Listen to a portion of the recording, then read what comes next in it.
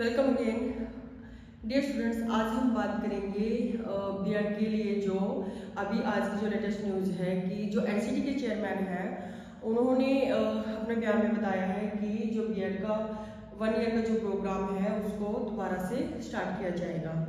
और इंडिया में जो 750 के करीब बीएड के कॉलेज हैं, इसमें कहा गया है कि उनको इन्फॉर्म कर दिया जाएगा रिगार्डिंग 1 ईयर बीएड प्रोग्राम।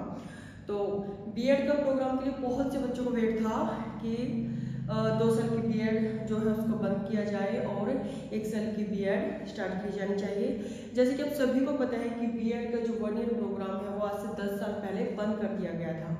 आज के वीडियो में हम चर्चा करेंगे कि बीएड का जो एक साल का प्रोग्राम है वो कब से शुरू होगा और उसकी क्या प्रोसेस होगी।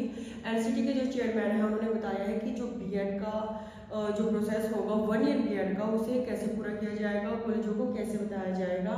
अब बात करते हैं कि जो स्टूडेंट्स जिसने बीए बीएससी बीकॉम की है, बैचलर की है, मास्टर की है, या फिर इसमें वो स्टूडेंट भी आते हैं जिन्होंने बीटेक की हुई है, ठीक है, बीटेक ये भी बैचलर के इक्विवेलेंट माने जाते हैं। और ऐसे अगर स्टूडेंट्स हैं, अगर वो चाहते हैं कि हम बीएड करें, और तो अब अगर वो बीएड करते हैं तो उनकी बीएड कितने साल की होगी, उनकी बीएड 1 ईयर की होगी। तो इसी पे बात करते हैं कि ये सिस्टम वर्क कैसे करेगा। और जैसे कि एनईपी में भी एजुकेशन के रिगार्डिंग मोस्टली कितने सारे चेंजेस देखने को मिल रहे हैं, सो इसी पे बात करते हैं। तो अगर आपने बीए बीएससी और बीकॉम 3 ईयर का कोई प्रोग्राम कर रखा है और फिर उसके बाद अगर आप बीएड करते हैं तो आप इक्विवेलेंट हो जाते हैं उसके टीजीटी के और पीआरडी टीचर के। बट मतलब अगर आप एक तो ये रास्ता आपका 3 ईयर का कोर्स करते हो आप, फिर उसके बाद एक रास्ता और है कि बैचलर करते हो आप 4 ईयर की, जो इसमें आपका वो इंटीग्रेटेड वाला जो प्रोग्राम आता है, ठीक है, इंटीग्रेटेड वाला जिसमें आपकी ये बीए और बीएससी और बीकॉम प्लस बीएड 4 साल की होती है। तो उसमें आपका ये 4 साल का कोर्स बन जाता है। और फिर उसके ये इसके साथ ऐड होता है बीएड 1 ईयर का प्रोग्राम। टोटल आपके इसमें कितने अकाउंट होते हैं, 4 ईयर। अब बात कर सकते हैं कि क्या 2 साल की जो बीएड है वो बंद हो जाएगी। जी नहीं, ऐसा बिल्कुल नहीं है। जो 2 साल की बीएड है वो एज इट इज चलेगी, बट 1 ईयर का जो बीएड का प्रोग्राम है उसको कहाँ पर इम्प्लीमेंट किया जाएगा, कौन से स्टूडेंट्स को इसका फायदा होगा, वो देख लेते हैं। अब जैसे कोई बच्चा यहाँ पर है जिसने अपनी 3 ईयर्स की बैचलर की है, चाहे उसमें बीए बीएससी बीकॉम कर रखी है उसने, और फिर वो क्या करता है, अगर जॉब की बात करें तो फिर वो 1 साल की बीएड करता है। अगर वो 1 साल की बीएड करते हैं तो इसमें पहले वो और टीजीटी के लिए वो एलिजिबल हो जाता है। ये तो रास्ता है स्टूडेंट के लिए कि मेरे को टीचर वाली लाइन में ही जाना है। और फिर उसके बाद 3 साल ये हो गए, 1 साल ये हो गया, कितने हो गए, 4 साल हो गए। फिर इसके बाद वो 1 साल का ये जो मास्टर का कोर्स था, ये पहली पुरानी जो प्रोसेस थी वो बता रही हूँ। अभी क्या होगा, आपने 3 साल का बैचलर किया, बीए बीकॉम बीएससी बीटेक कुछ भी है, फिर आप अगर आपके सबसे ज़्यादा मास्टर करते हो तो मान लिया आपने बैचलर कर लिया और मास्टर कर लिया, तो ये आपके टोटल कितने ईयर हो गए, ये 5 ईयर हो गए आपके। तो उसके बाद आपको बीएड 1 साल की करनी है। अभी ये चला हुआ था पिछले 10 साल से, उसके आपने चाहे बीए या मास्टर की हुई है, फिर अगर आप बीएड करते हो तो भी आपको 2 साल की बीएड करनी थी। तो ये उन स्टूडेंट के लिए फायदा हो गया जो कि सोचते हैं कि मैं पहले बैचलर कर लूँ, फिर मैं साथ में ही 2 साल की मास्टर कर लूँ। तो यहाँ से वो सोचते हैं कि मैं नेट के लिए एलिजिबल हो जाऊँगा। यहाँ पर बच्चा नेट के लिए एलिजिबल हो जाता है। मोस्टली बच्चे इसी में कन्फ्यूज रहते हैं कि पेरेंट्स बोलते हैं कि आप पहले बीएड कर लो, बीएड हमेशा रहेगी, तो एक साइड जो है वो सेफ अपनी सिक्योर कर लो। तो अगर आपने आप अगर बैचलर के बाद एमए कर लेते हो तो सीधा आप मास्टर के लिए एलिजिबल हो जाते हो। ये तो होगी सीधी सी बात। बट अगर आप इस प्रोसेस को छोड़कर ये करके 1 ईयर का प्रोग्राम करते हो तो फिर आप टीजीटी के लिए और पीजीटी के लिए दोनों के लिए एलिजिबल हो जाते हो। क्यों कि आपने मास्टर भी कर ली है, बैचलर के साथ सिर्फ बीएड की है आपने, तो फिर क्या होगा, अगर आपने सिंपल बीएड की है तो फिर आपको 2 साल की बीएड करनी पड़ेगी। बट अगर आप ये वाला प्रोसेस पूरा करते हो 3+2 बीए प्लस 2 साल की एमए, तो आपको 1 साल की बीएड करनी पड़ेगी। अब बात करते हैं जिसकी जो इंटीग्रेटेड प्रोग्राम वाले बच्चे हैं, जो +2 के बाद जो 4 ईयर में जो कोर्स करते हैं, BA BCom BSc जो भी उनका बैचलर का कोर्स है, उसके साथ ही वो उसमें 1 साल का उनका बीएड का कोर्स भी इंक्लूड होता है। ये होते हैं इंटीग्रेटेड कोर्स वाले बच्चे।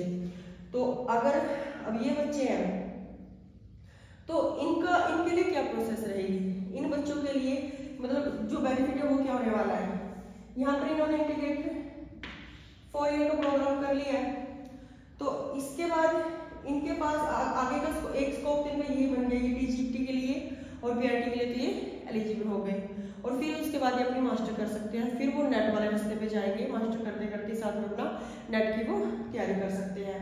या फिर पहले सिंपल बैचलर की 3 साल की सिंपल बैचलर करें, और फिर अगर किसी के साथ ही 2 साल की बीएड करते हैं तो 5 साल इधर काउंट हो गए उनके, ठीक है। तो फिर भी वो टीजीटी और पीजीटी के लिए एलिजिबल होती है। बट अगर आप नेट आप चाहते हो कि मेरे को नेट मतलब मैं नेट असिस्टेंट प्रोफेसर ही बनना चाहता हूँ, तो या फिर वो बच्चे जिनको बिल्कुल बिलीव अपने ऊपर कि मैं कर सकता हूँ, सीधा आप बैचलर करेंगे, मास्टर करेंगे, उसके बाद आपको फिर बीएड 1 साल की प्रोवाइड होगी अगर आप ये वाला कोर्स पहले कर लेते हैं। तो ये आपके लिए उनके लिए बेटर ऑप्शन है जो बिल्कुल श्योर है कि मुझे इसी तरीके से जाना, मुझे असिस्टेंट प्रोफेसर के लिए भी अप्लाई करना है। अब बात करते हैं जिन बच्चों ने मान लो पीजी कर ली, ठीक है, और बीए भी उन्होंने कर लिया और साथ में उनका 1 ईयर का बीएड भी हो गया, ठीक है। तो ये बच्चे अभी साथ के साथ अगर मान लो आपने बीएड भी कर लिया और फिर या फिर सिंपल बीए बीएड करके अगर आप किसी स्कूल में लग जाते हैं, ठीक है, तो वो वाला एक्सपीरियंस आपका काउंट नहीं होगा जब आप नेट अगर क्वालिफाई कर लेते हैं या किसी जॉब के लिए अप्लाई करेंगे। तो उसके लिए आपको क्या करना चाहिए, आप अपनी बीए कीजिए और उसके साथ आप अपनी जो पीजी है वो करेंगे। तो इसके करने से आपको क्या फायदा होगा, बीए और अपनी मास्टर करने के बाद, और आप जैसे एडोप पे लगा लेते हैं प्राइवेट कॉलेजों में, ठीक है, और कॉन्ट्रैक्ट बेस पे लगा लेते हैं, जो अपने आसपास का जो कॉलेज है उनमें आप ये चीज़ें मतलब पता कीजिए कि वहाँ पर कोई ऐसी वैकेंसी है, क्योंकि इनको कई बार जो कॉलेज होते हैं उनको नेट क्वालिफाइड जो टीचर है वो मिल नहीं पाते हैं, तो तब तक ये स्टडी को कंटिन्यू करवाने के लिए फिर ये कॉन्ट्रैक्ट पे टीचर्स को उसको प्रोफेसर को या टीचर्स को रखते हैं। तो आप बैचलर और अपनी एमए करने के बाद इन कॉलेजों में आप सर्च कर सकते हो, वो आपका एक्सपीरियंस काउंट होगा जब आप अपना नेट क्वालिफाई कर लेंगे। अगर आप किसी जॉब के लिए अप्लाई करेंगे तो वो वाला एक्सपीरियंस आपका डेफिनेटली काउंट होगा। ये उन बच्चों के लिए जो चाहते हैं कि मेरे को असिस्टेंट प्रोफेसर ही बनना है और मुझे नेट क्वालिफाई करके ही अब आगे की जो भी अपना प्रोसेस है वो एक प्रोफेसर बनने की वो प्रोसेस पूरी करनी है। बट अगर इनकेस बच्चा चाहता है कि उसको इंटीग्रेटेड वो बैचलर प्लस बीएड कर ले, तो पहला कोर्स उसका यही हो गया, फिर इसके बाद वो मास्टर करेगा, समझाया ना, तो उसको वो फिर मास्टर करेगा, फिर मास्टर के बाद वो नेट के लिए अप्लाई करेगा।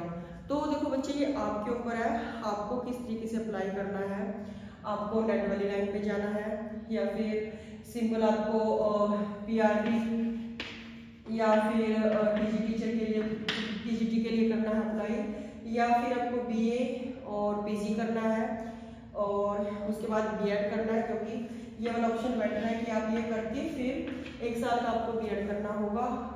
तो ये तो एक प्रोसेस है सिंपल। बट अगर आप वही बात दोबारा से बता रही हूँ, बैचलर करके बीएड करते हो तो फिर आपको 2 साल की करनी पड़ेगी। और ऐसे ये बीटेक वाले जो बच्चे हैं, ठीक है, इनके लिए भी ये भी बीएड 1 साल की जो 1 साल की बीएड होगी वो कर पाएंगे। अब बात करते हैं कि बीएड कब से शुरू होगी, तो 26 जो सेशन है उससे स्टार्ट होने की बात कही गई है। अब ये नहीं पता वो इम्प्लीमेंट होगा या नहीं होगा, वो टाइम पे देखा जाएगा। बट अभी एचसीटी के चेयरमैन का जो आज का जो बयान है उसमें यही बताया गया है कि सभी कॉलेजों को जो बीएड करवाते हैं उसमें पूरे उसमें इंडिया में उनको मतलब इन्फॉर्म कर दिया जाएगा कि वो किस तरीके से बच्चों को जो 1 ईयर का जो प्रोग्राम है वो भी कर सकते हैं। आई होप कि मैं थोड़े बहुत आपके डाउट क्लियर करने में सफल रही हूँ। सो मिलते हैं नेक्स्ट वीडियो में। Have a good day.